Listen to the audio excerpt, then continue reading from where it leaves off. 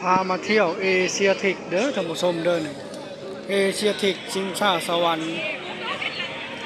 ตอนนี้ฝรั่งต่างชาติยืนต่อแถวกันเลยท่านผู้ชมโอ้โหนี่แหละสวยงามมากๆเลยพระเจ้าต่อแถวกันใหญ่เลยท่านผู้ชมพระเจ้ามาด้วยความสนุกสนาน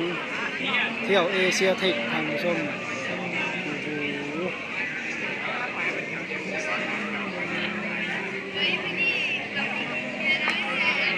คนเยอะมากๆเลย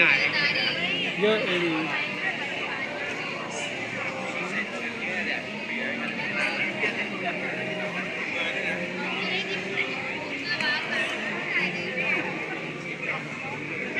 เขาเจ้าต่อแถวกันยาวมากๆยาวจริงๆ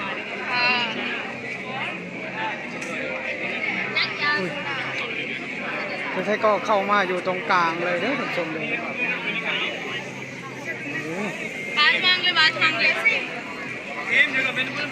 ยอดเยอะมาก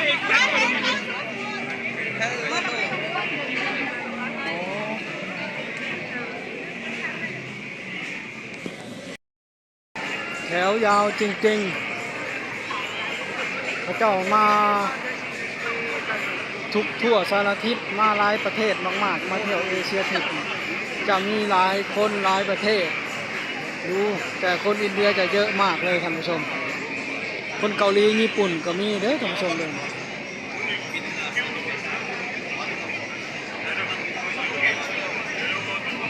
พระเจ้าเที่ยวไทยเอเชียทิกนี่นะดูจากท่าเรือที่หนึ่งของเอเชียทิกแล้วก็หันมาทางท่าเรือที่สองของเอเชียทิกเนี่ยยาวมากๆเลยท่านผู้ชมคนยืนเต็มเลยแต่อีกโบนานอีกสักพักนี่ก็เขาจะลงเรือดินเนอร์นี่ก็หมดแล้วนะเขาเจ้าทำเป็นคอนไม้เนาะคอนไม้ให้นั่งต่างชาติมาเที่ยวก็นั่งกันใหญ่เลยท่านผู้ชมนั่งกันเยอะมาก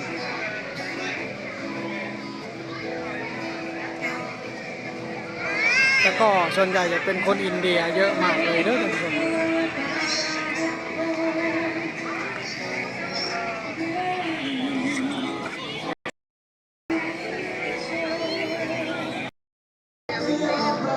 เที่ยวไทยเอเชียทิกเยอะมากๆท่านผู้ชมเท่ากับไอคอนสยามเด้อท่านผู้ชมเอเชียทิกนี่ก็เป็นสถานที่ที่ว่าโด่งดังมากๆอีกที่หนึ่งของประเทศไทยสำหรับเรือดินเนอร์นะ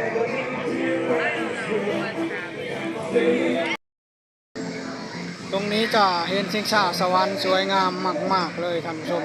พระเจ้ายืนรอกันเต็มเลยนะ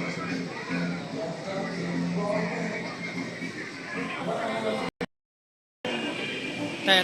ตอนนี้ก็ไว้เอาคิดกำลังมาแล้วท่านผู้ชมกรอบสีฟ้าสีน้ำเงินกำลังมาเทียบท่าแล้ว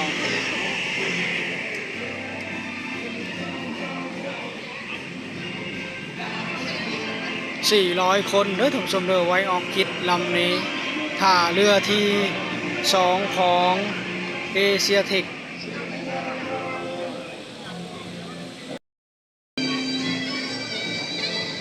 ตอนนี้เอเชียทิกท่าเรือที่2พร้อมแล้วเด้อท่านผู้ชมเด้อพร้อมให้ลงเรือดินเนอร์ไว้ออกคิดแล้วเอเชียทิกว่าพิษว่าถึกก็อย่าว่ากันเด้อท่านผู้ชมว่าเอเชียทิกนี่จะว่ายากหน่อยนะเขาจะมาเที่ยวก็จะมีหลายประเทศมากๆต่างชาติเนาะต่างประเทศ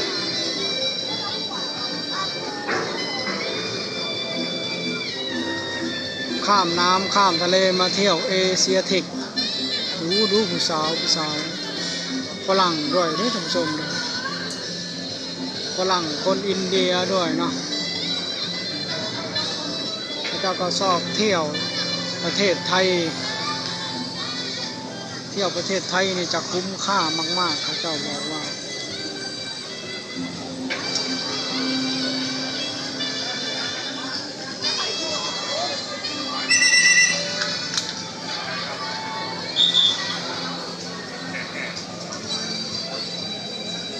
400 คนเต็มเรือดินเนอร์ลำนี้เขาเจ้าก็ถ่ายรูปกันใหญ่เลยนะเพื่อว่าจะเอาไปอวดเพื่อนๆอยู่ที่บ้านว่าได้ลงเรือดินเนอร์ประเทศไทยเที่ยวสนุกมากๆเขาบอก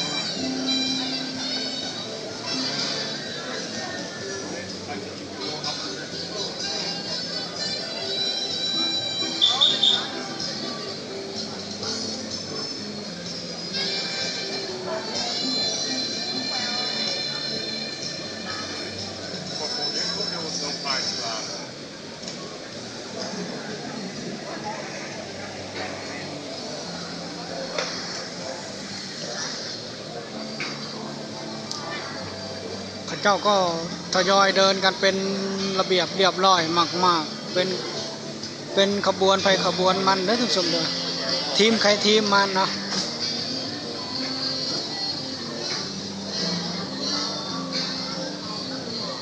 เดินเป็นระเบียบเรียบร้อยไม่เร่งไม่รีบไม่ผลักไม่ดันกัน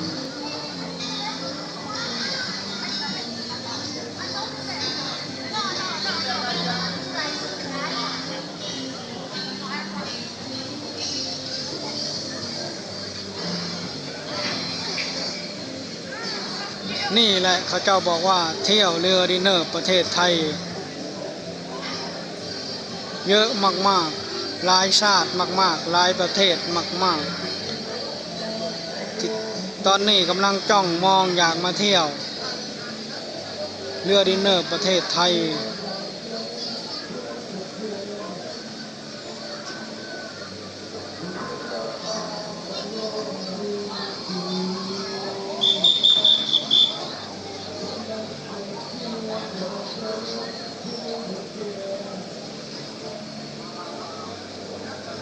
แต่ละคนก็แต่งตัวสวยงามทุกคนสวยหล่อทุกคน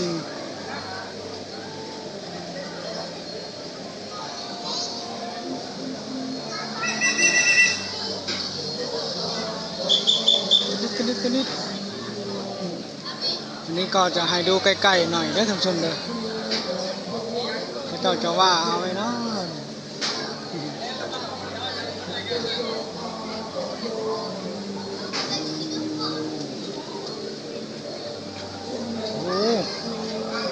เดินมาตลอดเลยท่านผู้ชมแถวนะยาวแถวนะเขาเจ้าเดินต่อยืนต่อแถวกันอยู่ข้างบน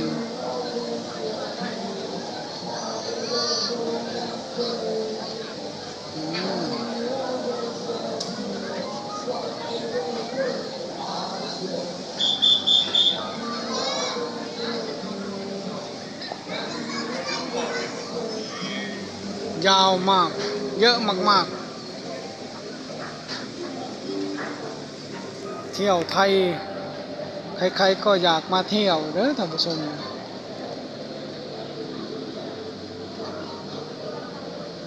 เพื่อไทยก็ฝากกดไลค์กดแชร์กดติดตามคอมเมนต์ตีส้มได้